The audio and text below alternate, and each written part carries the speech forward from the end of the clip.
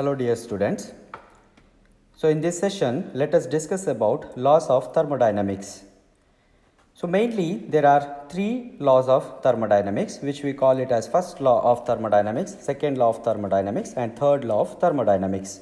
There is another one law which is seemed to be the first law of thermodynamics, which is called as zeroth law. Zeroth law means that is the first law of thermodynamics, and then due to the drawbacks of zeroth law, first law of thermodynamics was emerged, and due to the drawback of first law of thermodynamics, second was invented. Likewise, so the laws of thermodynamics are classified into four different types. One is zeroth law, second first law, second law, third law, like this. Okay, but mainly we are going to concentrate on three laws of thermodynamics. Okay, so what is meant by zeroth law of thermodynamics? So it says that the thermal equilibrium is transitive. So this is what is studied in zeroth law. What does it mean? The thermal equilibrium is transitive. It means if two systems are each in thermal equilibrium with a third, there are also in thermal equilibrium with each other. Okay, so if two systems are each in thermal equilibrium, say for example system A and B is in thermal equilibrium, so those two systems are in equilibrium with the third system, so they are also in the thermal equilibrium. Okay, so this is what is explained in zeroth law of thermodynamics. So now in our syllabus, so we have prescribed to study the first law of thermodynamics, second law of thermodynamics and third law of thermodynamics in detail. Okay, so you need not to worry about what is zeroth law of thermodynamics explains about. So don't worry, just you for your knowledge I told what does it mean. Okay, so now we will move to the first law of thermodynamics. So the first law of thermodynamics is also called as law of conservation of energy. So what does it mean? So law of conservation of energy means, so here we are conserving the energy. That means energy is neither created nor lost. So this is what the first law of thermodynamics explains about. So how do we make a statement? So the statement can be made like this. So energy can neither be created nor be destroyed, but can be converted from one form into another form. So this is how we are going to state first law of thermodynamics. So according to this law, the total energy of the universe remains constant. That means no energy is lost or no energy is created. So energy remains constant in first law of thermodynamics.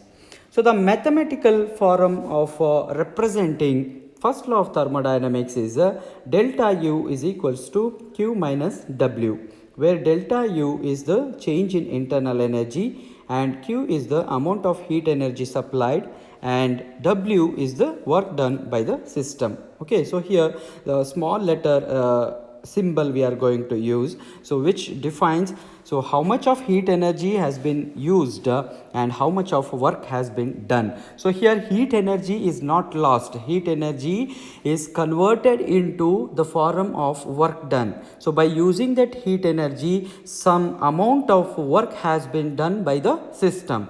Okay, so this is what the first law of thermodynamics explains about. Here in this picture, so it is very clear. So this is the state 1. State 1 means before any thermodynamic process starts, so the system will be in this way. That is, so it will be in a certain temperature or volume or pressure. But as the heat transfer takes place, so Q, so heat has been transferred. So here some sort of work has been done, so which will make that system to change its state from 1 to 2. Okay, so some changes is observed here. So the appreciable change what has been observed from state 1 to state 2 is made up of many small changes, and for such changes first law of thermodynamics can be written as du is equals to dq minus dw. Okay, so here we have to report, we have to observe what and all the changes has been occurred. So the changes in the heat energy, because heat energy has been transferred, it has been converted into the form of work done. So that is why we have to observe the difference. What was the heat energy in the system in state 1, and how the heat energy has been converted, and what is the observation made in state 2. So that is why we are implying a differential form, that is du, that is change in internal energy, will be equal to the change in the heat transfer, which is called as dq, minus change in work done, means how much of work done has been observed by the system. Okay, so this is how we are going to study first law of thermodynamics. So next, the important concepts what we have to observe here is about heat capacity. So what is meant by heat capacity? Every system has got heat capacity. That means every system will absorb energy and it stores that energy. It stores that energy. So let me take an example. Say for example, you have taken a water in a beaker and you are going to heat it with the help of Bunsen burner, and the temperature of the water is going to rise. So until it reaches 100 degrees centigrade, the temperature keeps on going, increases, and once after it attains 100 degree temperature, so there the state of water is going to get changed, that is from liquid state to gaseous state, it get evaporated. Okay, evaporization takes place once 100 degrees centigrade is reached. Then what you do, so you just remove the Bunsen burner from that beaker, stop heating it, and then check the temperature of the water. So do the temperature decreases as soon as you remove the Bunsen burner from there? No, the temperature is stored there. That means for some another half an hour or 1 hour, so it will not reach the room temperature. So the water will be at 100 degrees centigrade, 90 degree, 80 degree, slowly it will get decreased. So what does it mean? So here as a system, water, it has absorbed the energy, heat energy from Bunsen burner. So it has absorbed the heat energy and it has stored in it. Okay, so this is what is called as heat capacity. Each and every system has got its own heat capacity. Okay, so how do we define our heat capacity? So it is the amount of heat which is required to increase the temperature of the system by 1 degree. Okay, how much of heat energy is required to increase the temperature of the system by 1 degree? So that is how we are going to define the heat capacity, and this heat capacity is expressed in two ways, that is, one is specific heat capacity and another one is molar heat capacity. So this distinction has been done just like how we are going to calculate the equivalent and molecular weight or molar concentration, equivalent concentration and molar concentration, how we are going to convert. So in the same way, the specific heat capacity and molar heat capacity also can be understood. So specific heat capacity is the amount of heat absorbed by 1 gram of the substance to rise its temperature by 1 Kelvin degree, whereas molar heat capacity is the amount of heat absorbed by 1 mole of the substance to rise its temperature by 1 Kelvin. Okay, so this is how we understand what is meant by specific heat capacity and molar heat capacity. Further, so this molar heat capacity can be classified into two important types. So they are, one is molar heat capacity at constant volume and next is molar heat capacity at constant pressure. Okay, so now we will see what is meant by molar heat capacity at constant volume. So it is the amount of heat that is required to raise the temperature of 1 mole of gas by 1 Kelvin degree at constant volume. So as the name says, so here we are measuring the molar heat capacity of a substance by keeping volume as constant. Okay, so when an amount of heat that is dq an amount of heat is supplied to 1 mole of a gas at constant volume. So let dt be the increase in the temperature. Okay, so then Cv, that is molar heat capacity at constant volume, Cv will be equal to heat absorbed at constant volume divided by increase in the temperature. Okay, so how we are going to represent it? So Cv is equals to, so heat absorbed, dq V is the heat absorbed at constant volume divided by dt means increase in the temperature. Okay, so from the first law of thermodynamics, we have du is equals to dq minus dw. Okay, so this is what is derived in the first law of thermodynamics. So du, that is delta u, is equals to dq minus dw. So here is that equation. So here at last du is equals to dq minus dw. So this was deduced based on the first law of thermodynamics. So in this process, in this above process, that is Cv is equals to dqv divided by dt. So we have kept volume as constant. So no external work of expansion is done. So no external work is absorbed. That is because we have kept the volume as constant. So for that reason, so delta V will be equal to 0. That means so the change in work or how much of work has been done, so that will be equal to 0. That means so here, since we have kept volume as constant, so there is no external work of expansion is absorbed. Okay, so that is why, for therefore dqv will be equal to du. That is because dw is equals to 0. So here if dw becomes 0, so then the equation dq into v will be equal to du. Okay, so from the equation 1 and using these derivations, what we have converted here, so the equation 1 can be written as so Cv, that is molar heat capacity at constant volume, will be equal to dt divided by du, or if we take du to the left hand side, so it will become Cv into dt. Okay, so this is what is molar heat capacity at constant volume. In the same way, so we will observe the molar heat capacity at constant pressure, that is Cp. So here the pressure has been kept as constant. So it is the amount of heat that is required to rise the temperature of 1 mole of a gas by 1 Kelvin degree at constant pressure.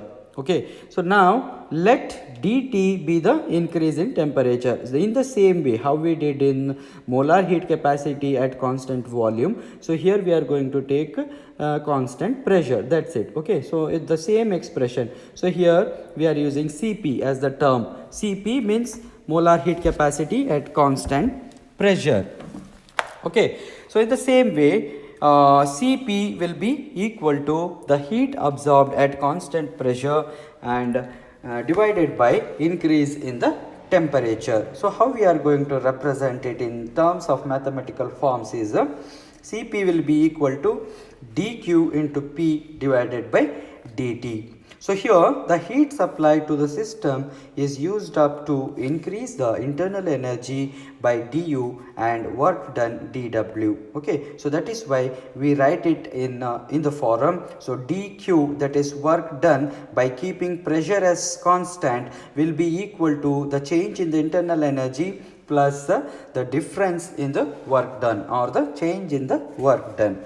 So at constant pressure, H will be equal to U plus PV. So this expression is of enthalpy. So enthalpy means the change in heat. So that is H.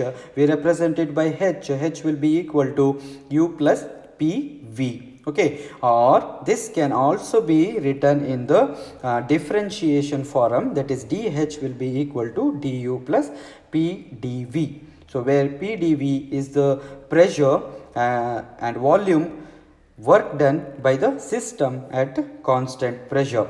Okay, and hence so dH, that is difference in the enthalpy, will be equal to the difference in the internal energy plus the change in work done. Let me call this equation as equation 5. So now by using this equation 4 and by using this equation 5, we can deduce equation to calculate the molar heat capacity at constant pressure. Okay, so keep these equations in your mind, equation number 4 and equation number 5. So from equations 4 and 5, so we can write as a dq, that is change in work done at constant pressure, is equals to dh, that is change in enthalpy. So hence equation 3 becomes Cp is equals to dt bar or divided by dh, or by taking dh to the left hand side, so dh will be equal to Cp, that is molar heat capacity at constant pressure, into the increase in the temperature. Okay, so this is how we are going to understand the molar heat capacity at constant pressure. And next what we have to see here is what is the relationship between Cp and Cv. So from the definition of the enthalpy we have, so H is equals to U plus PV. So this is how the enthalpy is defined. So the change in heat is equals to the internal energy, the amount of internal energy plus pressure into volume. So for 1 mole of an ideal gas, PV is equals to RT. Okay, so this is constant. So for 1 mole of an ideal gas, so PV, pressure into volume, will be equal to RT, that is T is the temperature and R is called as the universal gas constant. Okay, by substituting this value PV is equals to RT in this equation, we will get H is equals to U plus RT. So by differentiating with respect to temperature this equation, by differentiating this equation with respect to temperature, so we are going to get dH divided by dt is equals to du divided by dt plus R. Okay, so we know that dH is equals to Cp dt. Okay, so here it is there. So dH is equals to Cp dt. So this already we have seen. So dH is equals to Cp dt, equation number 6, and we have dE is equals to Cv dt. So this is while doing this one, here you can see that du is equals to Cv dt. By using these two equations, so we can write or we can rearrange this equation by substituting the value of dH divided by dt. So this is dH divided by dt. By substituting both the values, so we can simplify it and write that Cp is equals to Cv plus R, or Cp minus Cv is equals to R. Okay, so this is the relationship between Cp and Cv. And next is Joule's law. What is meant by Joule's law? So the statement of Joule's law says that the internal energy, what we call it as U, of a gas depends only on the temperature and it is independent of volume. Okay, so internal energy depends on temperature but not on volume. On volume it is independent. So thus at constant temperature the rate of change of internal energy with volume would be 0. Okay, so this is what Joule's law explains about. So we can represent it in this term, that is du divided by dV at constant temperature is equals to 0. Because this is what the Joule's law is explaining. That means the temperature is kept constant here.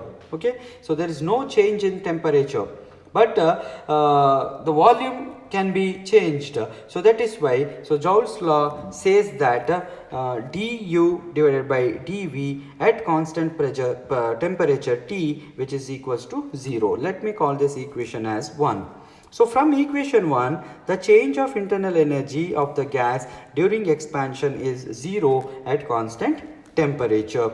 Okay, so the above behavior of a gas valid only for an ideal gas in which internal pressure or force of attraction between the molecules of the gas is 0. Okay, so this Joule's law is applicable only for the ideal gases but not for the other gases. Okay. Now let us understand what is meant by Joule-Thomson effect. Joule and Thomson showed that when a compressed gas is forced through a porous plug into a region of lower pressure, there is appreciable cooling of all gases except hydrogen and helium. Okay, so this is what is Joule Thomson observed. Joule and Thomson, they observed that so when a gas is passed through the porous plug, and when it reaches to the lower pressure, from the higher pressure region to the lower pressure region, so there an appreciable cooling was observed. Okay, so now let me take one example. So we all have played with the balloons. Okay, balloons we all have known. So take a blown balloon. You have blown it. So gas has been compressed, or it has been held under certain pressure in that balloon. Okay, then you make a small hole, or sometimes means by accident the balloon will get punctured, and that gas which is under pressure, it is released.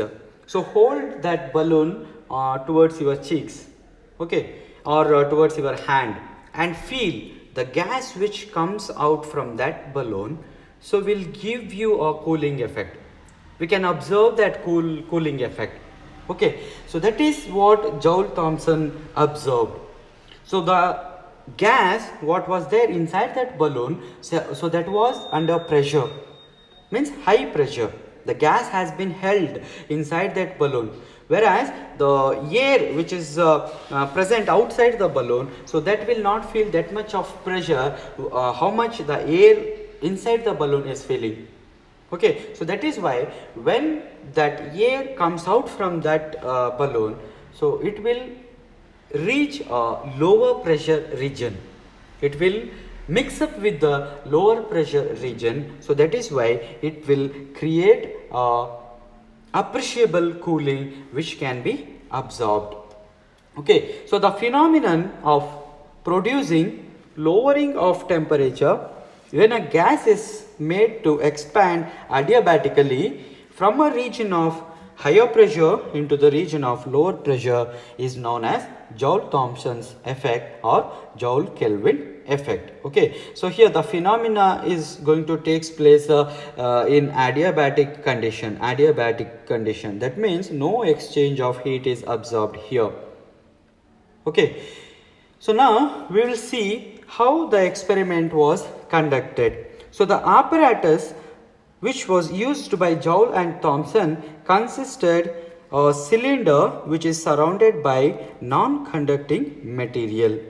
The middle of the cylinder was fitted with a porous plug, and on both sides of it two pistons were fitted. Okay, so this is what the figure which explains how the experimental setup was conducted by Joule and Thomson to understand the effect, that is, which is called as Joule-Thomson effect or Joule-Kelvin effect. Okay, so as I told, so here, so the two cylinders has been used and the middle of the cylinder was fitted by a porous plug. So this is what is a porous plug, and two pistons, that is P1 and P2. So let me call these two as pistons. So the two pistons were connected in both the ends, and a gas was forced through the porous plug from the region of higher pressure, that is P1. So let me call this as higher pressure. P1 is the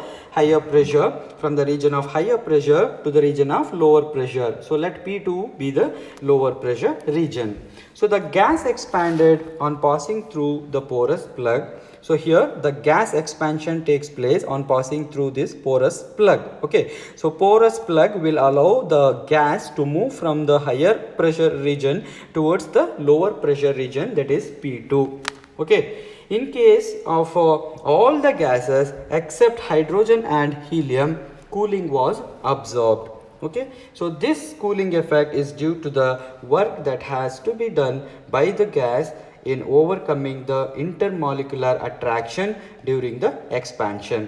Since the expansion takes place adiabatically, so no heat enters the system, and hence the work is done by utilizing the internal energy of the system. Okay, so this is how Joule-Thomson effect was understood by conducting an experiment by using the two pistons which are fitted the towards the opposite side of the porous plug, and a gas was made to pass through that porous plug, and except hydrogen and helium, all other gases were absorbed to give or to change from the appreciable cooling was seen or felt. And okay, so this is the experiment which explains Joule-Thomson's effect. And next is about, so to show the Joule-Thomson effect is isoenthalpic process, and so this we will see in our next class. Thank you.